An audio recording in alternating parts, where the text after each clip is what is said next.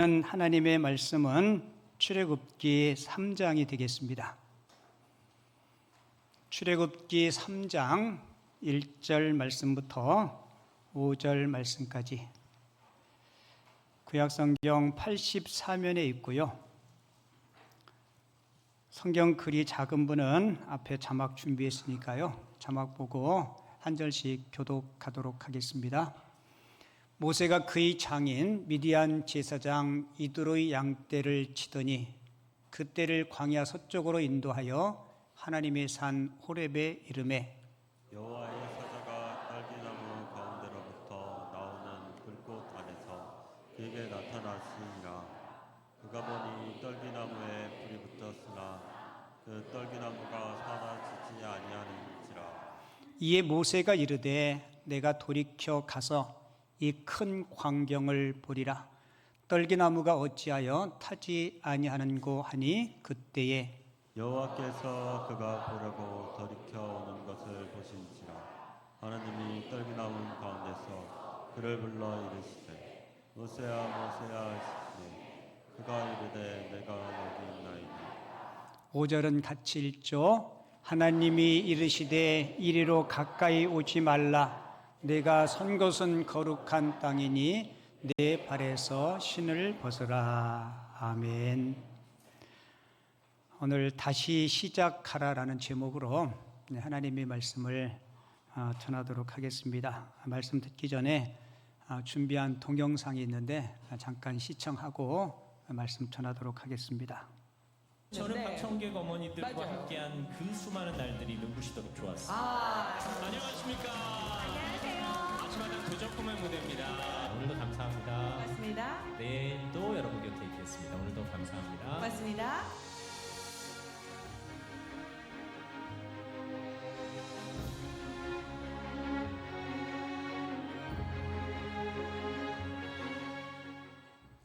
리얼 체험 세상을 품다라는 탐험 프로그램이 있어요. TV에서. 네. 근데 이제 저에게 주어진 과제는 인도 라다크, 히말라야 끝자락에 5,328m, 세계에서 두 번째로 높은 도로가 있어요.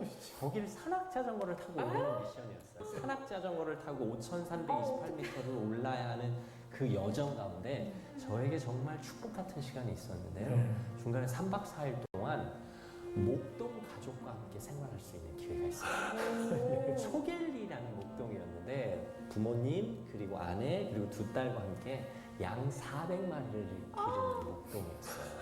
그 지역에서 이제 두 달 동안 철막을 치고 생활하는데 거기에서 3박 4일 동안 함께 생활을 하는 거예요. 근데 아침에 일어나면 400마리의 양을 데리고 쉴만한 물가 푸른 초장을 찾아서 6km를 걸어 거기를 따라갔었어요. 가다 보면 그릇 행하여 각기 제 길로 가는 양이 있어. 그러면 이 목동이 돌팔매질을 해요. 그러면 그게 그 양 앞에 똑 떨어져요.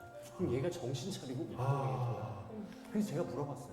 야 이래도 가끔 한 마리 잃어버리지 않니? 그럼 어떻게 해? 그럼 그 한 마리를 찾아놨어요. 그럼 나머지 399마리는 어떻게 해? 양무리개를 한 마리 데려가거든요. 그 개한테 맡긴대요. 그 개가 그 무리를 뺑뺑 돌면서 방향을 인도해요. 찾아 나선다는 거예요. 어느 날 밤에 맥가이버 칼을 들고 양 우리를 가는 거예요. 양 한 마리를 잡더니 양 뿔을 잘라요. 칼이 무뎌가지고 뿔이 안 잘리는 거예요. 그 양의 그 큰 눈에 눈물이 그렁그렁해요. 보니까 초겔리 눈에도 눈물이 그렁그렁한 거예요. 근데 벌써 40분이 됐어요. 그래서 초겔리 왜 이렇게 울면서까지 양의 뿔을 잘라요? 지금 이 뿔을 자르지 않으면 이틀 후에 이 뿔이 이 양의 눈을 찌를 거야. 이게 이제 휘어져. 그래서 그때가 눈물로 뿔을 자르는 시간이야. 그래서 우리가 힘들고 어려울 때 하나님이 나의 뿔을 자르고 계신 거구나. 그 뿔이 내 눈을 찌를까봐. 양은 모르죠. 그러니까 왜 이렇게 모르죠. 그러니까 예수님은 나의 선한 목자라는 그 고백을 3박 4일 동안 절실하게 눈으로 보셨네. 제가 독도에 생방송을 하러 갔어요. 독도에 4개 해가지고 촬영하다가 넘어졌어요. 굴러 떨어지면서 턱뼈가 부러졌어요. 어머나. 치아 하나하나에 못을 받고 그 못과 못을 아래 위로 엮어서 이게 찰싹 붙은 거야. 턱을 깁스를 그렇게 하더라고요. 사실 이제 아무것도 지 못하게 된 순간이죠. 그래서 이 사이로 들어가는 음료만 먹으면서 2달을 버텼어요. 아이고. 12kg. 쫓기듯이 네. 그러네요. 가장 큰 두려움은 깁스를 풀고 정확한 발음이 안 나오면 어떡하지? 말을 제대로 못하면 어떡하지? 아나운서를 못하게 되면 어떡하지? 하는 두려움이 앞서서 그때부터 정말 이 악물고 말을 하기 시작했어요. 방송에 복귀를 해서 이제 재활 기간 거쳐서 복귀를 하고 이제 그런가 보다 하고 2, 3년이 흘렀는데 이제 이비인후과 전문의가 오셔서 아나운서실 전문화 교육을 시키셨어요. 그러면서 이제 정확한 발음 연습을 할 때 어금니를 악물고 하는 연습이 최고의 발음 연습법이다 말씀을 하시면서 한 번씩 해보래요. 근데 제가 이렇게 하고도 너무 잘하는 거예요. 진짜 잘하신다. 정확하게 말을 하니까. 근데 어떻게 이 악물고 그렇게 말을 잘하세요? 하고 물어보시더라고요. 그래서 실은 이러이러한 사고가 있어서 제가 2달 동안 이 악물고 연습을 해서 재활치료에 시간을 줄였습니다. 했더니 혹시 교회 다니세요? 하고 물어보시는 거예요. 아, 네. 야, 하나님이 김재원 씨 훌륭한 아나운서 만드시려고 작정을 하신 거네요. 제가 보기엔 그렇습니다. 뭐 그 일이 하나님 때문에 일어난 일은 아니겠지만 하나님이 그 고난의 순간을 선하게 사용하셨네요. 라고 하셔서 저는 그 시절의 그 아픔도 하나님은 이렇게 쓰시는구나.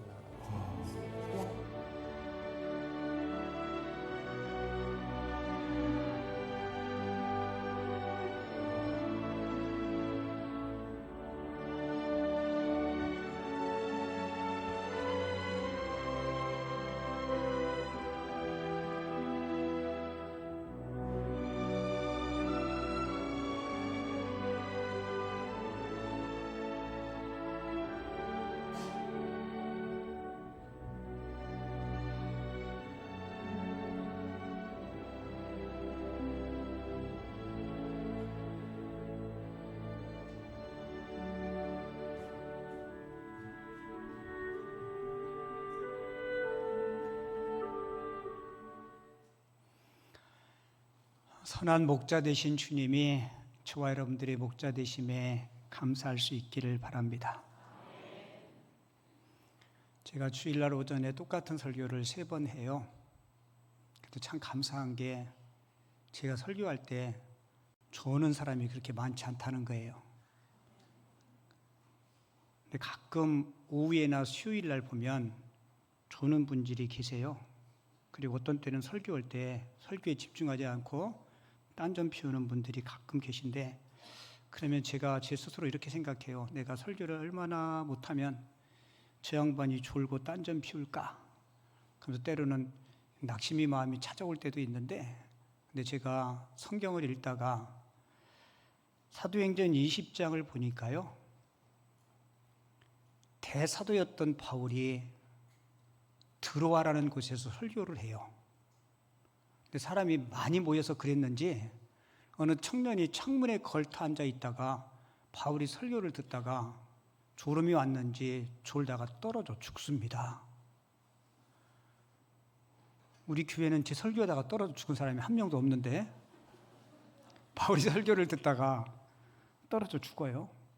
바울이 급히 내려가서 기도해서 다시 살리고, 그래서 사람들에게 크게 위로가 됐는데, 저는 그 장면을 읽으면서 야, 대서도가 설교해도 조는 사람이 있는데 하물며 내가 설교해도 조는 사람이 없을까 생각하니까 위로가 돼요.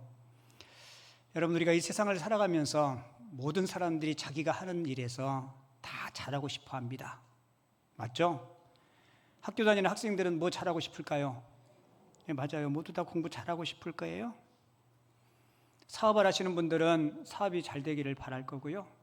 직장 생활 하시는 분들은 직장에서 인정받고 또 진급하고 그러기를 다 바랄 겁니다. 가정의 주부들도 가정 살림 다 잘하고 싶을 거예요.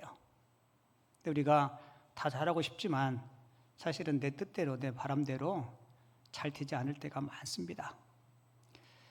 우리가 인생을 살다 보면 때로는 실수하고 쓰러지고 넘어질 때가 있어요. 넘어짐이 없는 인생은 단 한 사람도 없습니다.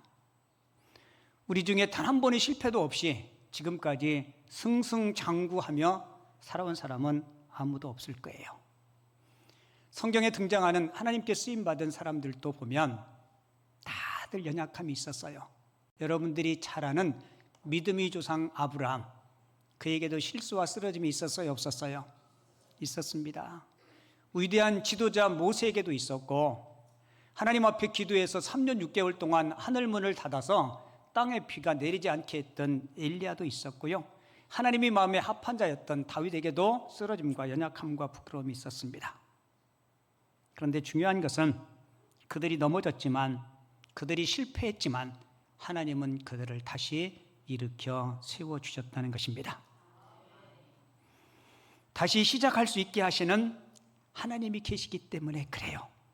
같이 한번 읽어볼게요. 시작. 다시 시작할 수 있게 하시는 하나님, 그 하나님이 저와 여러분들의 하나님 되심에 감사할 수 있기를 바랍니다.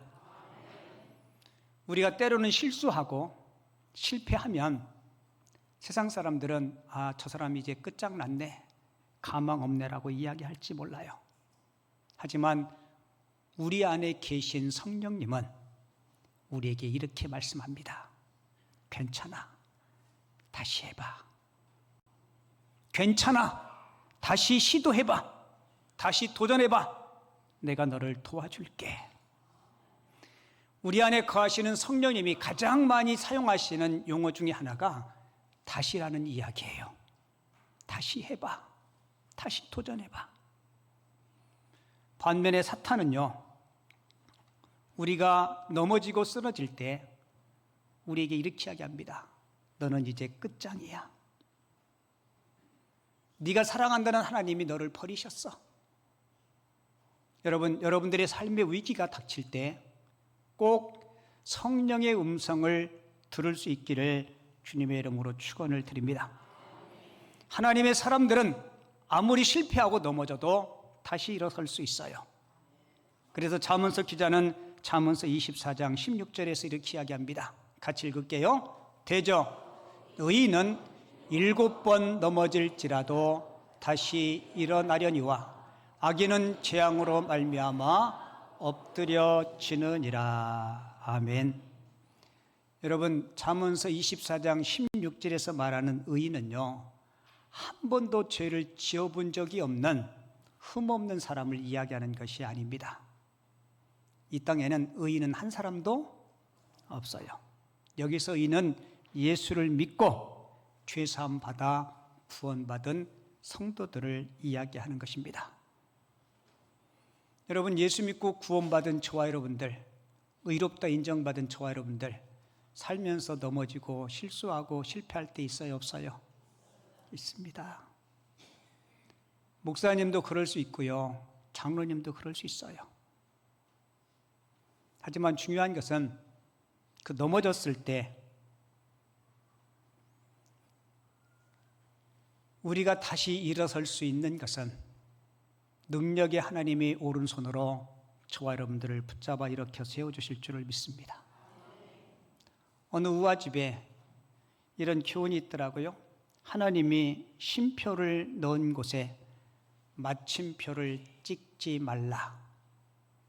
참 의미 있는 이야기죠. 하나님이 너 잠깐 좀 쉬었다 가라.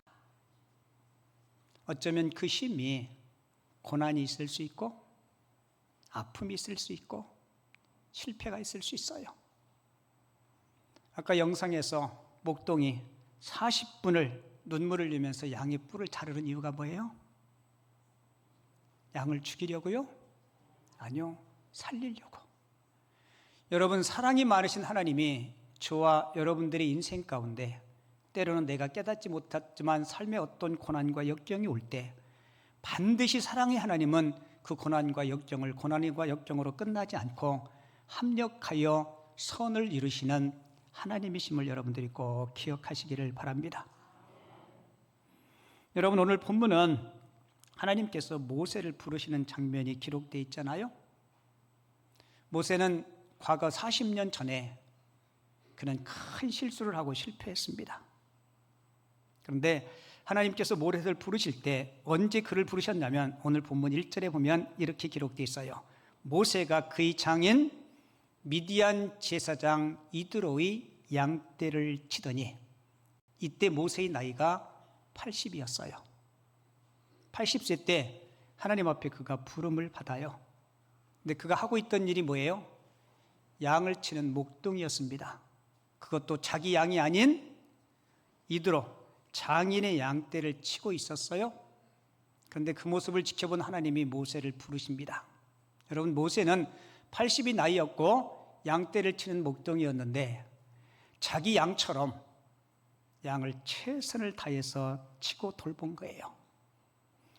여러분, 하나님은 저와 여러분들을 쓰실 때 내 실력이 얼만큼이나 되느냐, 아니면 얼마만큼 공부를 했느냐, 달란트를 얼만큼 많이 가지고 있느냐, 이것만 보시지 않고요. 하나님은 내게 주어진 여건과 환경 속에서 얼마나 최선을 다하느냐를 하나님께서 보십니다.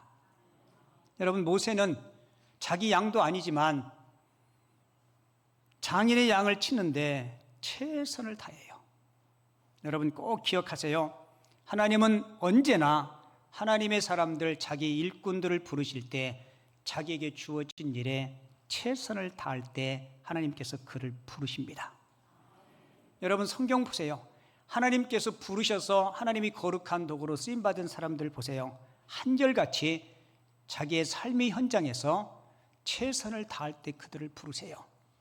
여러분, 다윗도 모세와 똑같이 양무리를 칠 때 하나님이 그를 이스라엘의 왕으로 부르십니다. 하나님이 이 다윗을 부를 때 다윗이 얼마나 정성껏 양 한 마리도 잃지 않기 위해서 최선을 다하는지 지켜보셨어요. 여러분, 다윗이 잘한 것이 뭔지 알죠? 양을 지키기 위해서 물매를 던지는 것을 참 잘했죠. 다윗이 왜 물매를 그렇게 잘 던졌냐면 한 마리도 일이나 늑대한테 양을 뺏기지 않기 위해서 아마 손에 물집 생길 정도로 훈련하고 또 연습하고 그리 했을 거예요. 여러분, 그러한 모습을 지켜본 하나님이 자기 백성 이스라엘을 맡길 때 이렇게 생각하셨을 거예요. 저 하찮은 양 한 마리를 지키기 위해서 저렇게 애쓰는데 내가 이 백성, 이 나라를 맡기면 얼마나 잘 섬길까? 여러분, 저도 여러분들도 교회에서 어떠한 일들을 감당할 때 여러분들에게 주어진 일에 대해서 성실하시고 최선을 다할 수 있기를 바랍니다. 제가 자주 이야기했죠. 우리의 최선이 하나님 보시기엔 뭐라고요? 최고입니다. 같이 해볼게요. 나의 최선이 하나님 보시기에 최고입니다. 그래서 우리 하나님은 사람을 부르실 때 그 사람이 능력이나 실력이 얼마큼이 아니고 그가 성실하냐, 그가 얼마만큼의 열정을 가지고 있느냐, 이런 모습을 보면서 하나님이 그를 부르십니다. 여러분, 모세가 하나님 앞에 다시 부름을 받고 하나님이 거룩한 사역을 위해서 하나님이 도구로 쓰임 받을 때 하나님은 모세가 두 번 다시 실수하지 않도록 모세에게 꼭 필요한 것을 우리 하나님께서 모세를 채우시고 공급해 주시는 모습이 오늘 본문 말씀에 기록되어 있어요. 하나님께서 모세를 부르시고 그를 사용했던 것처럼 저도 여러분들도 다시 설 때, 다시 도전할 때 우리에게 꼭 필요한 것 두 가지가 있는데요. 그 첫 번째가 성령의 불이 있어야 됩니다. 뭐가 있어야 된다고요? 다시 시작하려고 하는 자에게 꼭 필요한 첫 번째 요소가 성령의 불이 있어야 돼요. 자, 오늘 본문 2절에 보면 하나님께서 80된 모세를 부르셔서 쓰시기 위해서 모세를 만나는 장면이 기록되어 있어요. 여호와의 사자가 떨기나무 가운데로부터 나오는 불꽃 안에서 그에게 나타나셨다라고 이야기하고 있습니다. 하나님이 어떤 모습으로 나타나요? 불꽃 모습으로 나타납니다. 여러분, 저 사막에 떨기나무는요, 이렇게 불이 붙으면 확 타버리고 금방 꺼진대요. 여러분, 하나님이 사람이 눈으로 볼 수 없는 하나님이 우리 사람들에게 나타나실 때 때로는 이 불의 모양으로 나타나실 때가 많아요. 여러분들이 잘 알다시피 출애굽한 이스라엘 백성들이 광야 40년 동안 하나님이 그들과 함께 하심을 보여주기 위해서 낮에는 구름 기둥으로 밤에는 그 불기둥을 보면서 이스라엘 백성들은 뭐를 생각했겠어요? 하나님이 우리와 함께 하시고 우리 가운데 계신다. 모세가 시내산에 십계명을 받으러 올라갔을 때도 하나님은 불 가운데 강림하셨습니다. 그러니까 이 떨기나무에 불이 붙었지만 이 불이 사그라지지 않은 거예요. 여러분, 왜 불이 꺼지지 않았을까요? 이 불은 사람에 의해서 지펴진 불이 아니고 이 불은 하나님의 불이기 때문에 꺼지지 않았던 거예요. 그러니까 하나님께서 모세를 쓰시기 위해서 모세의 심령 가운데 이 성령의 불을 내가 가지고 있어야 더 이상 나약한 존재가 아니고 나의 거룩한 도구로, 하나님의 구원의 도구로 내가 쓰임받을 수 있다는 사실을 그에게 깨우쳐 주기 위해서 시청각적으로 하나님께서 보여주시고 모세의 심령 가운데 성령의 능력으로 충만하게 채워주신 줄을 믿습니다. 그러니까 저도 여러분들도 신앙생활 하시면서 다시 일어서기 위해서는요, 내 안에 성령님이 충만하셔야 돼요. 근데 여러분, 평상시에는 잘 모릅니다. 사람이 성령 충만한지 안 한지 잘 몰라요. 예배당 안에 있으면요, 다 천사 같아요. 박천사, 김천사, 송천사, 막 다 천사 같아. 우리 예수님께서 마태복음 5장, 6장, 7장을 통해서 산에서 주의 백성들에게 하신 설교가 있어요. 우리는 그 설교를 산상수훈 아니면 보와 같은 말씀이라 그래서 산상보훈이라고 이야기해요. 예수께서 산에 올라가 앉으시니 제자들이 나온지라 입을 열어 가르쳐 이르시되, 이러면서 쭉 주옥과 같은 말씀을 하세요. 팔복부터 시작해서 기도는 어떻게 해야 되는지, 구제는 어떻게 해야 되는지, 그리고 섬김은 어떻게 해야 되는지, 용서는 어떻게 해야 되는지, 하나님의 백성들로서 이 땅을 어떻게 살아야 되는지에서 쭉 설교하세요. 그리고 설교의 결론 부분인 7장에 와서 주님께서 이렇게 말씀해요.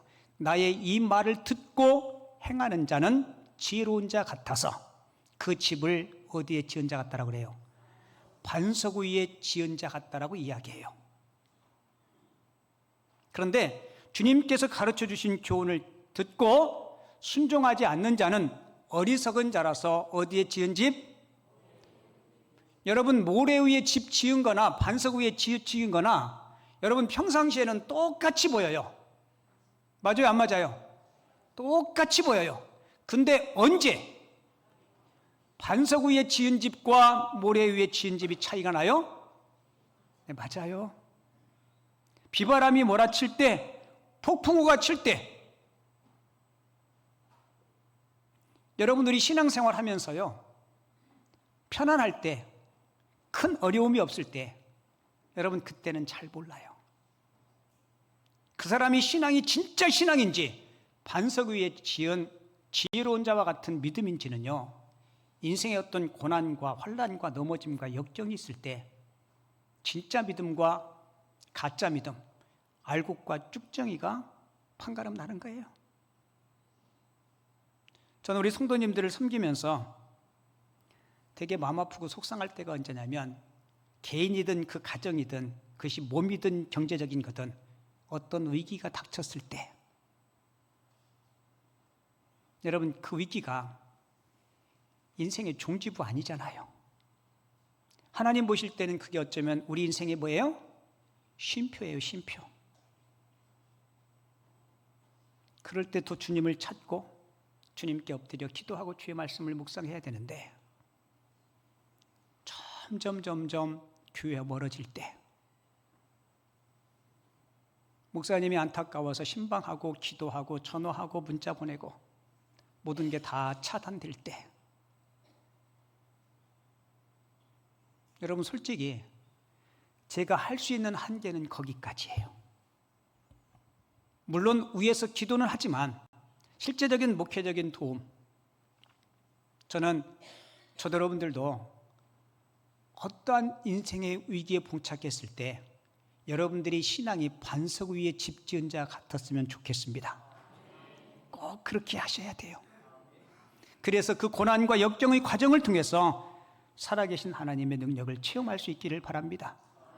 하나님께서 모세를 달에 부르실 때 그의 심령 가운데 성령의 불이 충만하지 않으면 앞으로 이 힘들고 어려운 과정을 그가 감당할 수 없기에 하나님은 떨기나무 불꽃 가운데 그 모세를 찾아오시고 모세에게 성령의 불을 넣어주신 거예요. 그리고 눈에 보이는 시각적인 효과로 모세의 손에 뭐를 들려주세요? 맞아요. 그 지팡이를 가지고, 여러분 지팡이 자체에는 능력이 있는 게 아닙니다. 하지만 모세 안에 있는 그 성령의 능력이 모세를 통해서, 지팡이를 통해서 하나님께서 일하시고 하나님께서 역사하신 것입니다. 바라기는 초대 여러분들도 인생의 어떠한 고난과 역경이 있을 때 우리 성령 하나님의 능력을 꼭 붙잡을 수 있기를 바랍니다. 그리고 두 번째로 다시 시작하려고 하는 자에게 꼭 필요한 것은 오늘 본문 5절 볼게요. 오늘 본문 5절 볼게요. 하나님이 이르시되 이리로 가까이 오지 말라. 내가 선 것은 뭐라고 얘기해요? 거룩한 땅이니 내 발에서 신을 벗으라 라고 말씀하고 있죠. 갑자기 좀 문맥과 맥락과 대화에 맞지 않는 신을 벗으라고 이야기해요. 왜 하나님께서 모세에게 신을 벗으라고 했을까? 여러분, 그 당시 고대 근동에서 노예와 종들은 신발이 없었다고 합니다. 신발이 없다는 이야기는 종은, 노예는 자기 권리가 없다는 거예요. 노예는 주인이 하라 하면 해야 됩니다. 가라 하면 가고 멈추라 하면 멈춰야 되는 거예요. 그러니까 노예는, 종은 주인의 명령에 무조건 복종해야 합니다. 그러니까 하나님께서 모세에게 내 팔에서 신을 벗으라 한 이 말은 지금부터 너의 인생의 주인은 나다.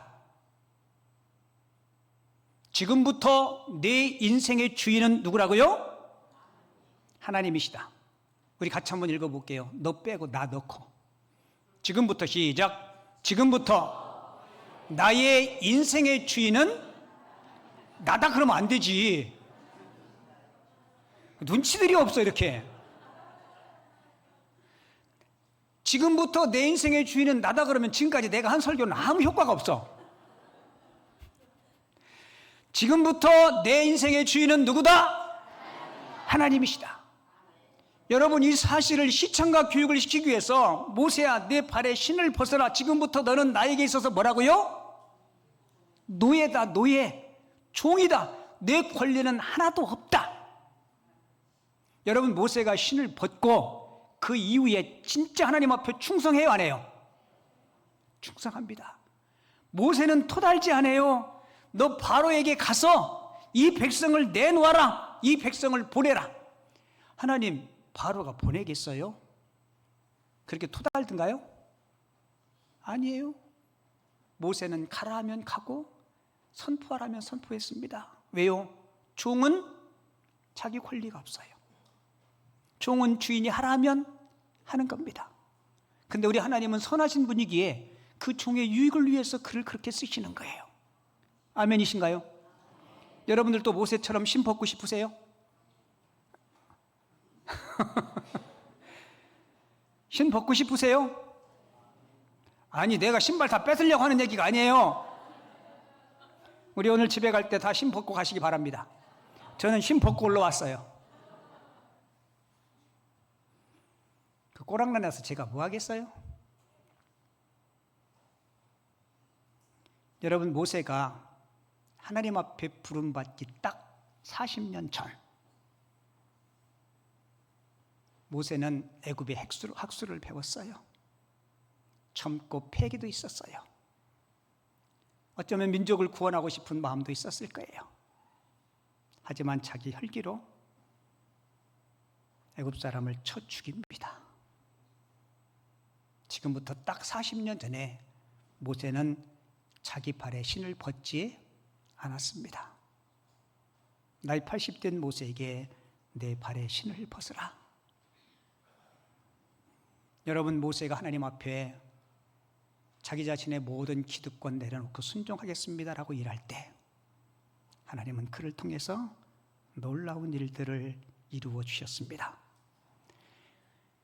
우리가 새로운 일을 시작하기 위해서는요, 반드시 하나님 앞에 부복하는 그런 믿음이 있으셔야 돼요. 바라기는 저도 여러분들도 우리 신앙생활하면서 그것이 하나님의 말씀이라면 모세처럼 토달지 말고 오늘부터 이렇게 합시다. 주의 말씀 들었는데 이게 잘 안 돼. 생각해 보니까 좀 안 될 것 같아. 그럴 때는 신을 벗읍시다. 양말도 벗읍시다.